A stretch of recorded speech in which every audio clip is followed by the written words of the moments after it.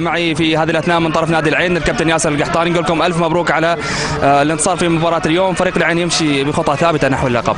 الحمد لله رب العالمين.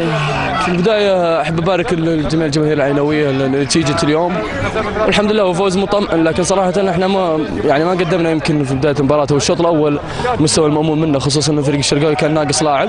احنا عندنا اكثر وعندنا المزيد، لازم نركز المراحل القادمه. كل ما قربت مراحل الدوري تنتهي كل ما زادت صعوبتها، وهذا لازم احنا يعني نفهمه كلعيبه عينويه. واتوقع انه ان شاء الله انه الشباب ان شاء الله عندهم التفكير هذا وعارفين مدى صعوبه المرحله القادمه، مهما كان فرق النقاط اللي بيننا وبين المركز الثاني.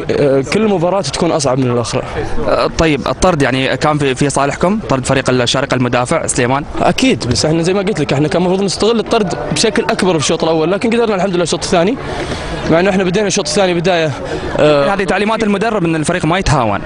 اكيد ما في مدرب راح يطلب من فريق لعيبته انهم يتهاونون، لكن احنا كنا بدايه الشوط الثاني، دخلنا الشوط الثاني كان يعني ثقه اكبر من الشوط الاول، ففاجأنا الفريق الشرقاوي بهدف التعادل، لكن الحمد لله قدرنا نرجع للمباراه ونسجل ثاني وثالث ورابع الحمد لله. سؤالي الاخير، بالنسبه كم فريق العين ضمن اللقب؟ الى الان الى اخر رمق في الدوري.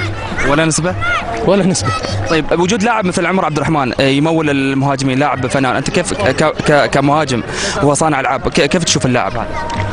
ما شاء الله تبارك الله، عمر من افضل اللعيبه اللي موجودين، واتوقع له ان شاء الله مستقبل ان شاء الله اذا حافظ على رتم التمارين اللي هو قاعد يقدمها. عمر ملتزم في تمارينه، منتظم في تمارينه، يؤدي يعني بكل قوه، وان شاء الله انه يكون ان شاء الله احد رموز الكره الاماراتيه باذن الله.